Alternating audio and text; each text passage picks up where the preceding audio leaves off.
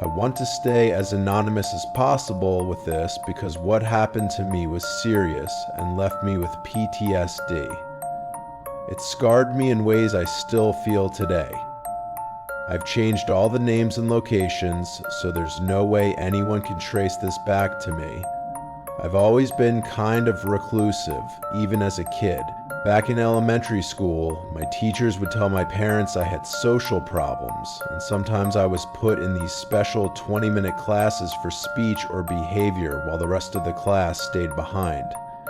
At the time, I didn't understand why I had to go. Middle school was when things really started to get tough socially. It started forming friend groups, and that pressure only got worse in high school.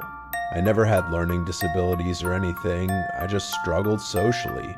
Over the years, I've gotten better and I've made some really close friends, which I'm grateful for, but I've always considered myself awkward and introverted. Of course, that made dating tricky. To be honest, I lost my virginity at 21, which is a bit late.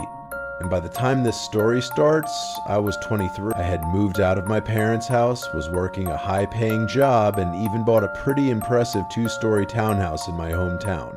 It was the kind of place that would catch attention, and I wanted it to show that I was doing well on my own. One day I matched with a girl on Tinder, let's call her Emily, and we went on a dinner date. I was nervous and overthinking everything, worried she might judge me or think I was awkward. But that night, after I got home, she texted me saying she really liked me and had a good time. I was ecstatic. We went on more dates, quickly became official, and for a while things felt great. But slowly the honeymoon phase faded, and little things started to feel off. She began texting constantly, asking where I was, questioning why I wasn't replying fast enough. One night on the couch, she demanded we share our locations. I had nothing to hide, so I agreed. But a few months in, it got intense.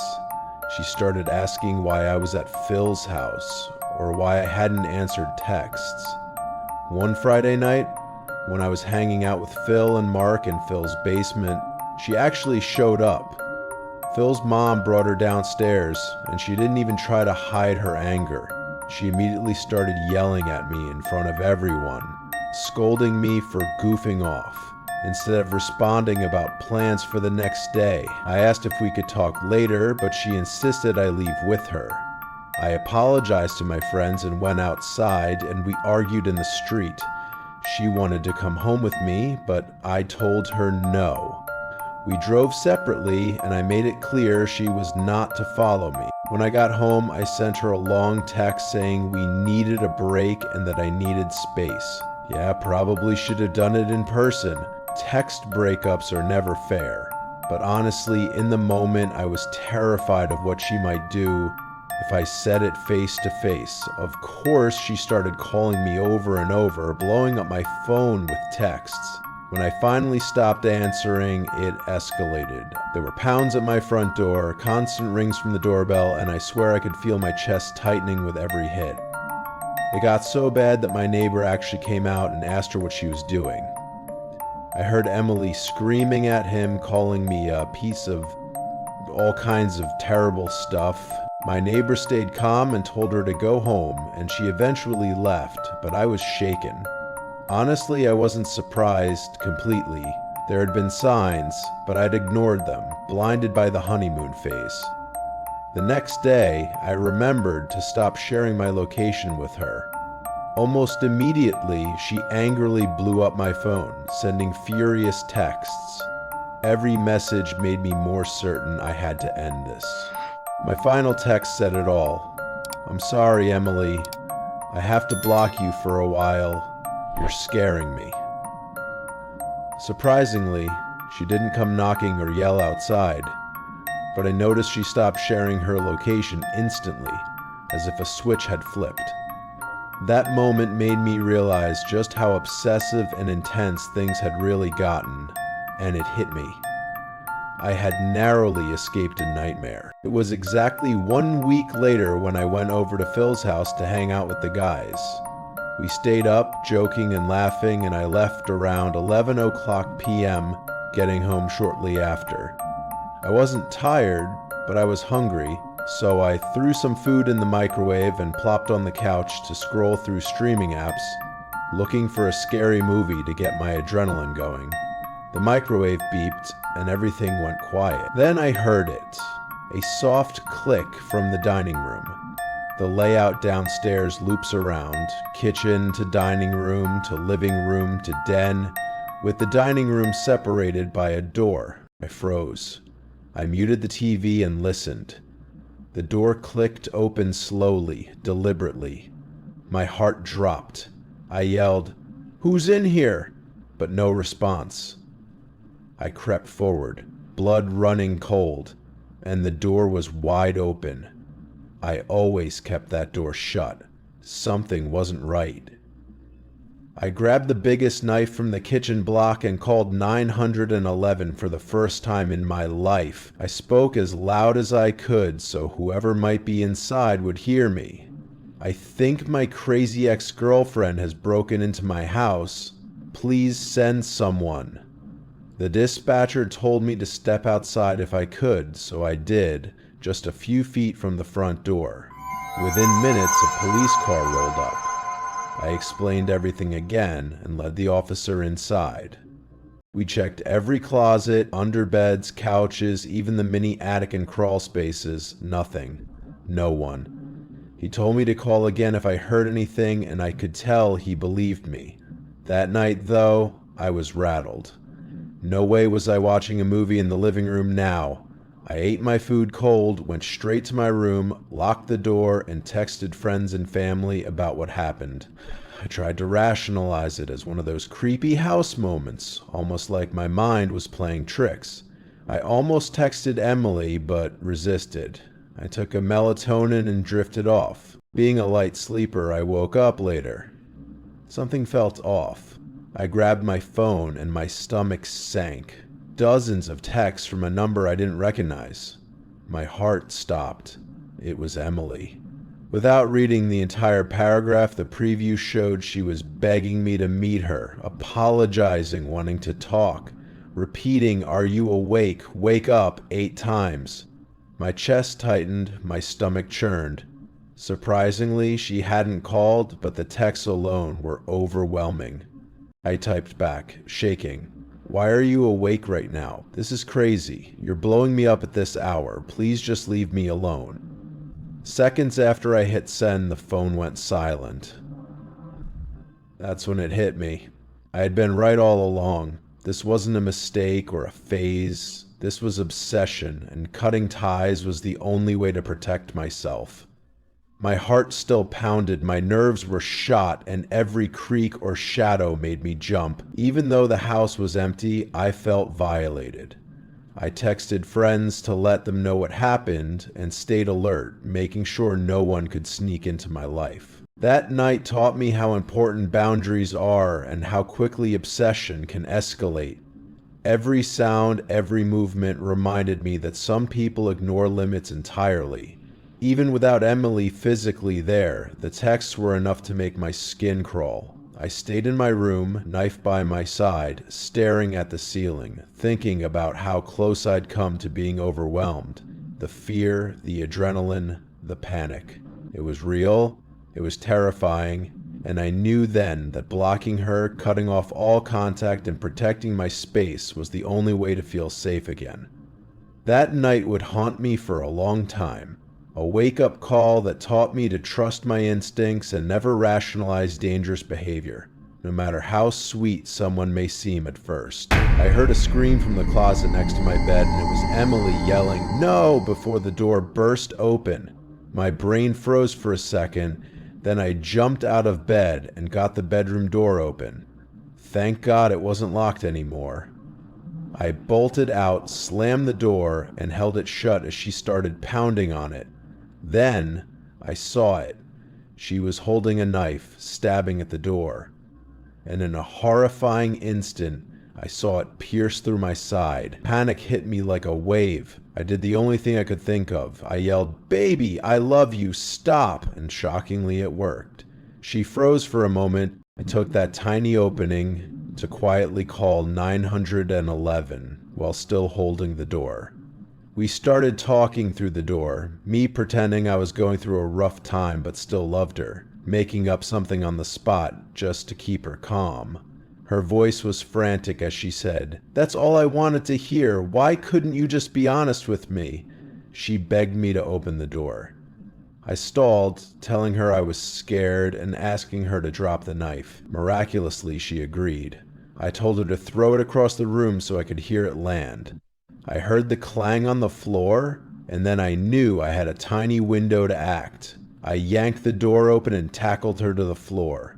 She screamed, fought, went completely hysterical, but I held her down, yelling my address and details into the 911 phone. My heart was racing, blood pounding, every second feeling like an eternity. Then I heard the front door crash open.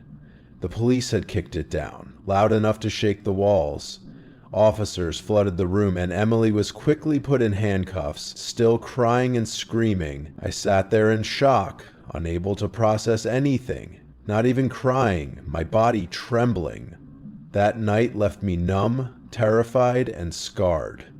It was hands down the worst, most horrifying night of my life, and a moment I'll never forget. Every noise, every shadow, every memory of that night still haunts me. I learned how quickly obsession can turn deadly, and how fragile safety can feel in the hands of someone you once trusted. The nightmare didn't end there, though. There was this long, exhausting legal process to get Emily convicted, and it was emotionally draining every single step of the way. I've been super careful about what I share online because I never wanted my name or personal info out there, ending up on one of those crime YouTube channels. Emily is now in prison for very serious charges, and honestly, that doesn't feel like a victory. She was someone I spent a big chunk of my life with almost every day, someone I thought I loved, someone who once tried to kill me. She was clearly not right in the head, and what still haunts me is how blind I was at first. Not just because I was infatuated, but because of my own lack of self-confidence. I was so desperate to impress her, to be the guy she wanted, that I completely ignored all the early warning signs. Little things that should have set off alarms didn't even register in my mind, and now looking back, the fear and regret hit me harder than anything else. It's a memory that still sits in my chest, a reminder of how quickly love can turn into obsession and how easily you can be blinded by your own emotions. I know this story will stick with me forever, and honestly, even sharing it anonymously feels like a weight off my chest. Telling it finally, putting it out there reminds me that people need to hear these warnings because things like this can happen to anyone, and we all deserve to protect ourselves. If anything, I hope my experience helps someone else spot the red flags early and stay safe. Have you ever had a situation that made you feel scared or unsafe with someone you trusted? I'd really love to hear your thoughts in the comments, and if you want to hear more true scary stories like this one, make sure to check out the other videos on the channel. Stay alert, stay safe, and remember, sometimes the people who seem the closest to us can surprise us in ways we never expected.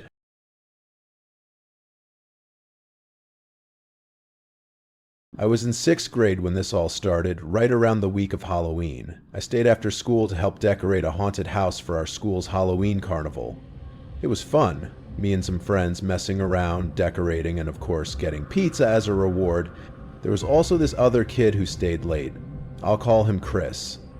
We'd always gotten along. He was funny, cool, and never gave me a reason to feel uneasy. But then, about 2 weeks later, a group of girls in my grade came up to me, grinning from ear to ear. I asked what was going on, and they told me I had a secret admirer, so that he'd be texting me that night. I won't lie, I was curious, maybe even a little excited. Later that night, just as I was about to go to bed, I got a notification from Messenger, the only app I used back then to talk to my parents when I was home alone. It was Chris. I had completely forgotten I'd added him on Facebook on Halloween. I opened the message and it said, "Maya, I need to talk to you." Concerned, I quickly replied, "Yeah, what's going on? Everything okay?" The typing bubbles appeared and stayed there for what felt like forever. 2 full minutes.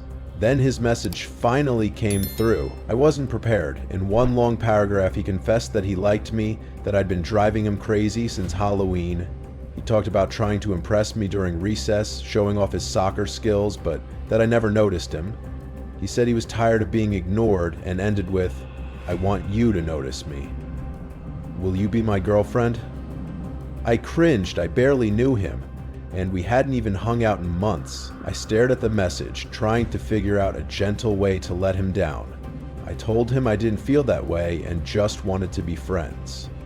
Immediately, I could tell he didn't like that answer. He kept asking why, and I had to come up with reasons over and over until finally he stopped replying. The next morning was a nightmare. Some of Chris's friends kept coming up to me, grinning, saying he wanted to kiss me and that he'd told the entire grade he was going to do it, even if he had to corner me. That felt like a threat. I went straight to my teacher and explained everything. She told me to stay inside during recess and lunch, and that if he got anywhere near me, I had to run back to the classroom immediately. But that didn't feel like enough. I went to the principal and reported him, and he promised to take action right away, which gave me a little relief. I should mention that I lived right across the street from the school and everyone knew it, including Chris. That's when things started to get really scary, because what happened next showed just how far he was willing to go. Later that week, I was walking home from school, feeling normal, until the moment I stepped inside my house. I hadn't been in there more than 2 minutes when I heard knocking at the front door. I peeked out the window and saw someone ducking behind a parked car across the street. My heart sank. It had to be Chris. He was following me. My mom opened the door to find a piece of paper on the floor. Of course, it was addressed to me. I read it out loud. It said there was a surprise waiting for me under the Cadillac in our driveway. My brother's car at the time. My mom went to check but found nothing. Still, after that day, my brother's Cadillac stopped working. I have no idea what Chris did, but whatever it was enough to ruin the car, and my brother eventually had to sell it. The thought that someone had been sneaking around my house, watching, leaving notes, and tampering with our things made me feel sick. I realized then just how far he would go, and I knew I could never feel safe at home again. Unfortunately, my nightmare didn't stop there. Chris's friends kept harassing me, telling me to give him a chance and that he would treat me right. One day, I even caught Chris taking a picture of me walking home, and the only reason I noticed was because I barely heard the click of an iPhone camera behind me. I have no idea how many pictures of me he had on his phone. Every morning I'd wake up to messages like, "I can't wait to see you at school," or "I bet you'll look beautiful today." The stalking and harassment were getting worse, and I was genuinely scared, especially now that he knew where I lived. Finally, I called the school counselor, hoping she'd take it seriously and make sure Chris got in trouble or that the police got involved. Instead, what she said was worse. She told me, "Boys will be boys, they do crazy things when they're in love, you should feel flattered, and this is just something to learn from." At the time, I thought maybe she was right. But looking back now, it's insane that a 6th grader, being harassed and afraid for her safety, was told to just accept it. I felt powerless and trapped, and it made every day feel like a nightmare I couldn't escape. That afternoon, I came home from school and told my mom everything the counselor had said, and she was furious, rightfully so. Later that week, I was called to the principal's office again, but this time my mom came with me. I remember her looking both of them in the eyes and asking, "What are you waiting for? For something bad to happen to her before you do something?" She pressed them, demanding to know why it had taken so long to act, and both the counselor and principal stayed silent. My mom ended the meeting by threatening the counselor, telling her never to speak to me alone again. I felt a mix of relief and fear that day because my mom was finally taking my side, but even with her intervention, Chris basically got away with everything. And to this day, that thought still enrages me. The stalking, the harassment, the threats. None of it really led to consequences for him, and it didn't stop there. Every day after that, I still felt eyes on me. A constant tension, like he could be anywhere. Waiting. It was a terrifying feeling, knowing someone could invade your life and not face any real punishment. One weekend night when my parents had gone shopping, I was just about to go to bed after watching a YouTube video on my iPad when I heard a noise at my window. Now, I was on the second floor, so this immediately felt wrong. The only things that ever hit my windows were birds flying into them by accident. I sat up, straining to listen, and then it happened again. Thud. And again. Thud. It was rhythmic, deliberate, and my heart started racing. Summoning all the courage I could, I got up and peeked through the curtain. My stomach dropped when I saw Chris standing there with a handful of rocks, looking straight up at my window. He was about to throw another one when he noticed me watching. I could barely make out his lips moving, but I didn't stop to hear what he said. I bolted downstairs to make sure every door and window was locked, and thankfully, they all were. When I went back to my room, my iPad lit up with 4 messages from him. Why did you leave? I just want to talk. I'm sorry, all they wanted was a kiss. Please forgive me. You're not who I thought you were. Bye. My hands were shaking as I blocked him for good. That night, I realized just how far this had gone, and how terrifying it was to know someone knew exactly where I was, willing to cross every line. Thankfully, I never had another incident like that, even though I had to see him on and off throughout all my school years, from 6th grade all the way to senior year. The last thing I ever heard about him was that he got arrested. God only knows for what. But honestly, the scariest and saddest part of my story isn't just him. It's the fact that a counselor actually felt comfortable telling me that all of this stalking, all this fear, was somehow a compliment, a learning experience for me as a girl. Thinking back on it now, it makes my blood boil. I truly hope that woman no longer works with kids, and I pray I never have to see Chris again. But sharing this story now, I want everyone to understand how real and terrifying this kind of stalking can be, how it can happen to anyone, and why we need to take it seriously. No one should ever feel unsafe in their own home or at school, and if you're watching this and going through something similar, please know you're not alone, and it's never okay.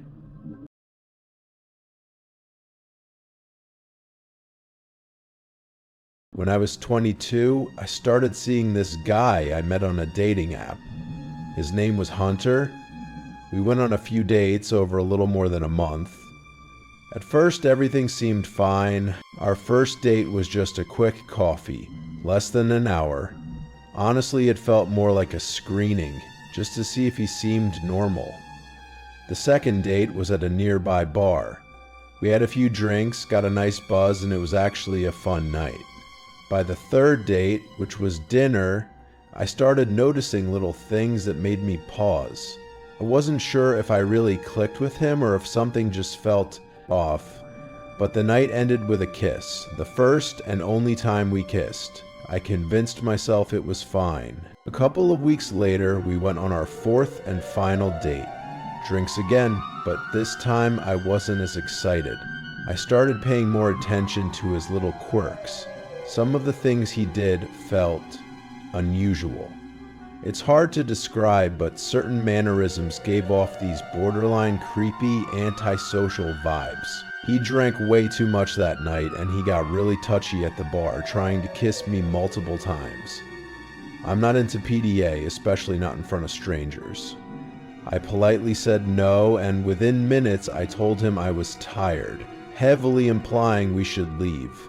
He offered to pay the check, we grabbed our coats and started walking to our cars. Then he stopped me. Very bluntly, he asked if we could go home together. I said no, not tonight. I was tired and had work tomorrow, which was actually a lie, but he kept pushing, saying things like, "You have to come with me. You're going to work tomorrow anyway." It felt absurd. I also didn't want him driving drunk, so I decided then and there that I wasn't seeing him again. I got in my car across the street and started driving home. I wasn't drunk, just a little buzzed, so I was being extra cautious, watching my surroundings, looking out for cops. That's probably why I noticed it. The same car had been behind me the whole time, Even after at least 3 turns, I realized at a stoplight that it was Hunter's car. I texted him, "Are you following me?" And he replied almost immediately saying, "Yes, I just want to make sure you get home okay." My stomach dropped. I called him, but he wouldn't pick up. It felt so strange, honestly kind of creepy. I pulled over and texted him again, "Stop following me. I'm fine." He paused in the middle of the street for a moment, probably reading my text, then finally drove off. I thought maybe it was over, but he didn't reply until I got home and got into bed. His message read, "I hope I didn't weird you out tonight. Sorry I got so drunk. Next time we should do something more low-key, like dinner at my place or something." I didn't respond. The next morning he followed up, "Oh no, is the vibe dead?" I still waited to reply, trying to give myself space. Less than 2 hours later, a single question mark popped up on my phone. That's when I decided to answer before it got worse. I told him, "Hey, I had a great time getting to know you, but I just don't think our personalities click. I really want to focus on myself right now. Hope you understand." That's when it hit. The angry texts started pouring in. "No, I don't understand. You strung me along for 4 dates to tell me that? How about you pay me back half of everything I bought for you?" There were others, way too personal to even share. Enough that I had to block him. I thought it was finally over, but then the no-caller ID calls started. Non-stop. I ignored them all, tense and anxious, until finally, it seemed like he got the message and stopped. But by then, the fear had already settled in. The feeling that someone I had trusted had turned into a shadow I couldn't escape. The next day, when my parents weren't home, I got off work and found a bouquet of flowers sitting on my front stoop with a card. It was from Hunter, apologizing and asking for a second chance. The fact that he somehow knew where I lived completely freaked me out. In his mind, he probably thought this was sweet, but to me it was terrifying. I sent a long final text telling him never to contact me or come near my house again, threatening a restraining order, and kept his number blocked. I thought it was finally over, but I was so wrong. It wasn't long after all that I found myself home alone for the night. My parents' house is huge, and I had a loft bedroom, which meant my room was the highest point in the house. I woke up in the middle of the night to a sound I couldn't place at first. Just this faint noise coming from downstairs.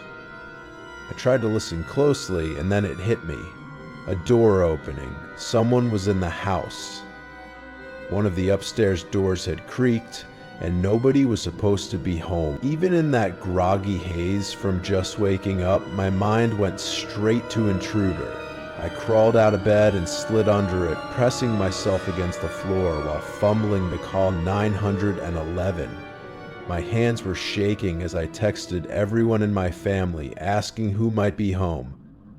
Then I heard more noises, distant, like rummaging from another bedroom.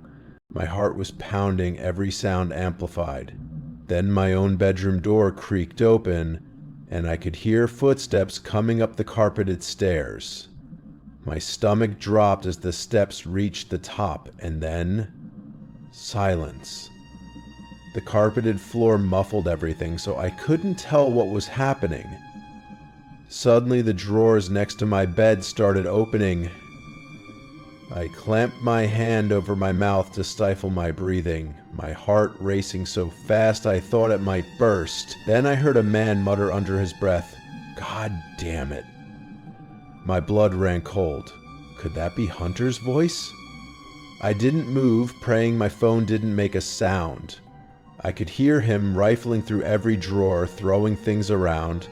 Then the bed shifted. I could see the faint outline of shoes through the bed skirt. He sat there for what felt like forever, 2 or 3 minutes, completely still.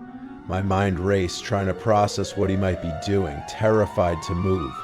Finally, he muttered something else. Things slammed the drawers shut, and I could hear him walking back down the stairs, the door shutting behind him.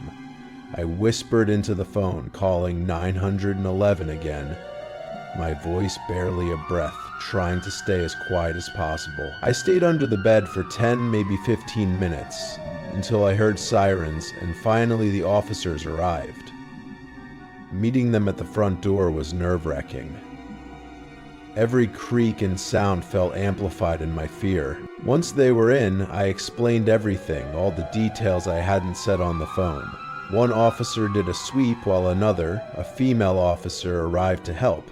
It turned out every window in the house was unlocked, and the dining room window was large enough for someone to crawl through, though I doubt anyone would have imagined squeezing past the bushes to get inside. I gave a verbal statement, got a report number, and watched them leave, my hands still trembling, realizing how close I had come to something I don't even want to imagine.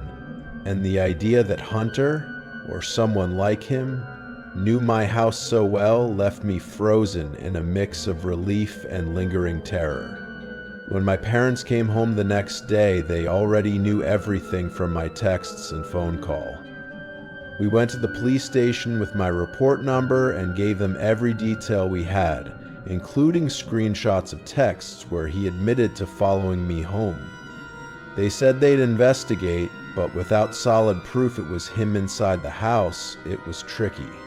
I think the case lost steam since I didn't have actual evidence. I did manage to get a restraining order against him and was told never to accuse him of breaking in or contact him again. He thankfully didn't, but from that day until I finally moved out, I never felt comfortable. Always worried he might be lurking outside, watching, even. Today I sometimes fear he might find out where I currently